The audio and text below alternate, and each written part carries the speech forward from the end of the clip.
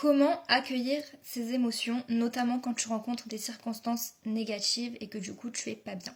Il faut accueillir ces émotions parce que plus tu vas être dans l'accueil, plus ça va passer plus vite et moins tu seras pas bien. La première étape, ça va être de venir identifier ton émotion, d'essayer de la nommer, si c'est plus de la tristesse, de la colère, de la nostalgie, etc.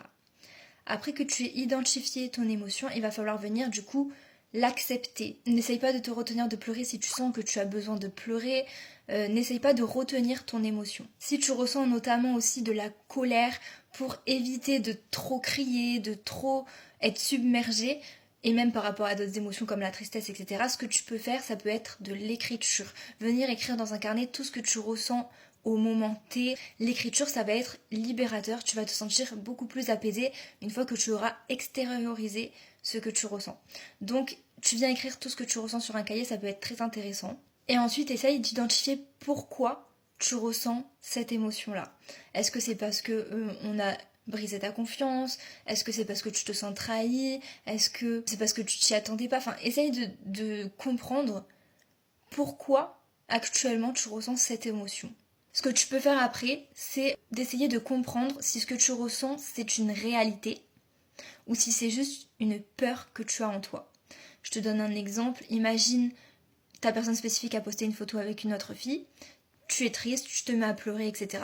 Est-ce que tu as peur que cette personne t'ait oublié, que cette personne t'ait remplacé, ou est-ce que la réalité c'est que, par exemple, il est en couple avec elle? Est-ce que c'est une réalité ou est-ce que c'est juste une peur? Et ça va avec le point dont je vous ai déjà parlé, d'essayer d'identifier si c'est juste une observation ou une interprétation, parce que souvent, quand on n'est pas bien, c'est habituellement une interprétation. Donc, par exemple, il est en couple avec elle, il m'a remplacé, c'est bon, c'est fini, il va plus jamais me parler, etc.